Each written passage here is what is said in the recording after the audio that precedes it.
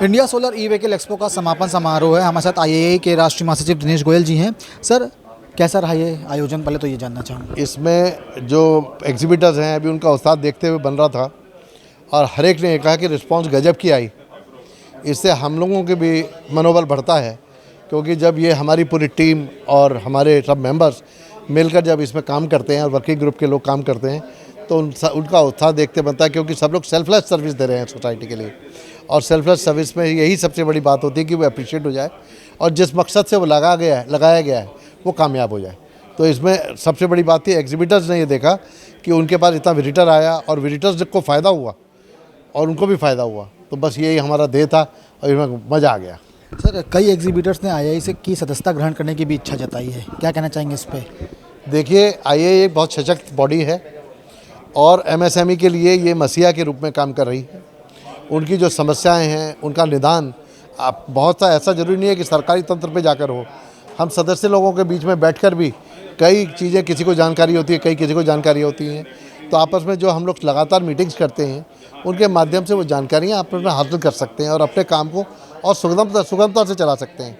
और आईए की जो सदस्यता की फ़ीस भी है सालाना, वो बहुत इतनी कम है, 6-7 हज़ार रुपये के आसपास, जो कि किसी के लिए ऐसे मुश्किल नहीं है, किसी भी एमएसएमई के लिए उसको वहन कर पाना। और उसके कई गुना ज़्यादा लाभ उसमें उसको आईए देने की कोशिश कर रहा है।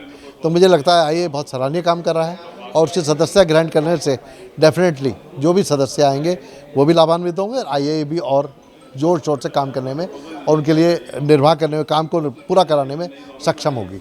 इन 3 दिनों में 2000 से ज़्यादा विजिटर्स जो हैं वो आईआईए भवन में पहुंचे थे, फुटफॉल बढ़ा था, क्या कहना चाहेंगे? मेरे हिसाब से जो इंडस्ट्रियल विजिटर्स थे और जो सरकारी तंत्र के विजिटर्स थे उनको मान के चलें तो ये जो गिनती है, ये गिनती नगण्य है।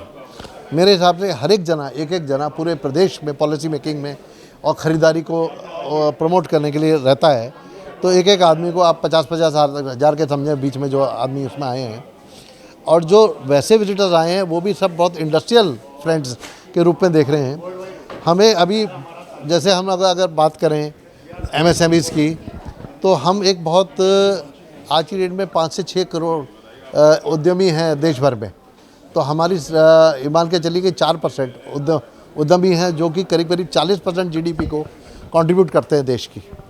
तो हम अपने आप में अगर समझें तो हम 40% पॉपुलेशन के बराबर हो गए, ठीक है। तो आप जो एक विजिटर मान के चल रहे हैं, वो एक विजिटर अपने आप में 5-7 हज़ार आदमियों की रूप रखता है, जो डेवलपमेंट में, प्रोसेस में, चीज़ों में काम करता है। क्योंकि या तो वो ठेकेदार है या वो सरकारी तंत्र है जो खरीदारी करता है या जो बड़ा कंज्यूमर है। हाउस होल्ड कंज्यूमर्स के सामने तो ये विकल्प वैसे भी हमारे डीलर लोग बहुत अच्छी तरह पहुँचाते हैं। और जो ई व्हीकल्स की भी जो व्यवस्था है, जैसे ई व्हीकल एसोसिएशन में 3 व्हीलर की एसोसिएशन हमारे यहाँ आई। अब वो एसोसिएशन के 25 लोग आए, लेकिन उस एसोसिएशन में 4000 आदमी हैं। तो उनमें सब में हमारा मैसेज चला गया। तो मुझे लगता है कि ये नंबर नगण्य है, इससे होने वाला जो इम्पैक्ट है ये कहीं ज़्यादा है उसके हिसाब से। और वैसे भी मेरे पास आंकड़े हैं वो 6 से 8 हज़ार के हैं।